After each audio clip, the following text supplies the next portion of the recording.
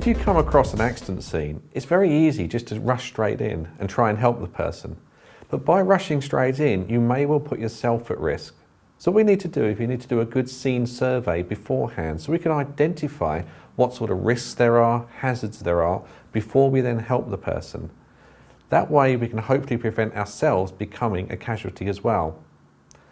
When you first approach an emergency scene, the first thing you need to do is just stop for a while. You stop and then think and then act.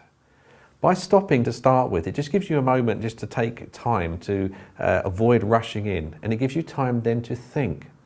Now, rather than stand in one place, you could go around in circles around, for example, a car accident, have a look around what's coming up the road, making sure there's no other traffic about. What other things are around the emergency scene itself? Is there anything else that's a possible risk? And then act. In this scenario, we've got a car that's been involved in an accident. So when you're looking through at it and you're working around the vehicle, have a look around very closely. There's a rock which is in the road which could cause a problem, which is what's caused the accident. Maybe the vehicle has veered off after hitting the rock and then gone into the skips. And we don't know what's actually in the skips. Maybe there's something there that's dangerous. Maybe there's something there that could fall out or cause a problem. Now the car's engine is running.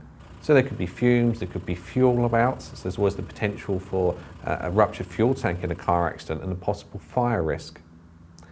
We also don't know on the actual vehicle, you need to check to see if there's any sharp edges or something you're going to get cut on. You want to have a quick look at what's in the vehicle so that you can actually see whether there's any potential problem like a dog loose in the car, chemicals or something else that could cause you any harm. Also, by doing this assessment, you can see how many people are actually involved. In this example, we've only got just the driver, but it may well be that a child is behind a seat. So by having a good look, you can find out exactly what's in the vehicle. If you were approaching a car accident, it's always a good idea to approach from the front. Because what you can do then is you can just pop your hand out and just get somebody to look straight ahead. Because what we don't want to do if there's a possible spinal injury is get them to turn their head sharp. As they approach, you might find that they turn to look at you. So try and shout at them and tell them to look straight ahead so there's no surprises for them.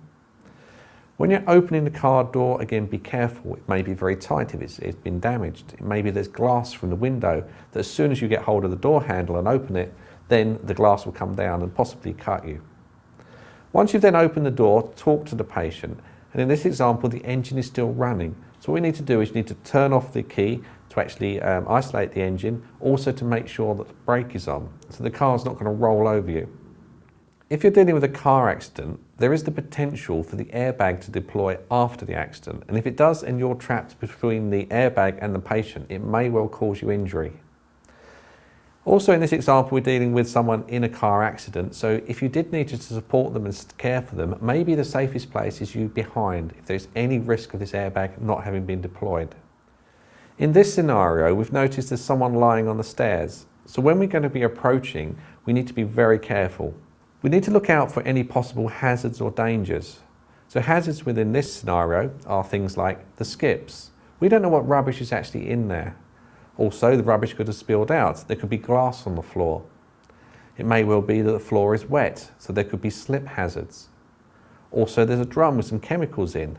Is the drum damaged? Is it leaking? Are we at any risk from these chemicals? As we then approach the stairs, we've then got possible slip hazards. Are the stairs wet? Was the person who has fallen dropped something and now that chemical or the liquid or broken glass or something like that is on the stairs? So as we approach them, it's going to put us into more danger. As we get close to the person, we can talk to them. We can also keep a lookout and we can look above us as well. It may well be there's something else above that could fall down and hit us. Hello, it's Keith. I'm first aider. Can I help you? Can I help you? Are you okay? Right, help's on its way. The emergency services are coming. They'll be here in a few minutes. Just keep still. That's it, it's all going to be okay. In this third scenario, we've walked up the stairs and seen someone who appears to be unconscious on the top of the stairs. Now, there doesn't appear to be any dangers around, but we just don't know that. We need to assume at all times that there could be a potential risk. As we approach the patient, it appears that there are no dangers. However, we don't really know that. What could happen as you approach them closer and you talk to them, it may be they get startled. It may be that the patient themselves is then a danger to you. It may be they attack you. It may be that they get very aggressive. So the whole time, be careful. Look around the whole time. Near to the patient there's a door. It may be that someone comes through that door and then trips over you, or the door hits you. At all times when you're dealing with any emergency situation, you need to make sure that you ensure the scene is safe, that the whole time you're working with that patient, you keep thinking about safety. So don't just concentrate on the patient, look around you the whole time, because things can change very, very quickly, and what was a safe situation could turn into a dangerous one very fast.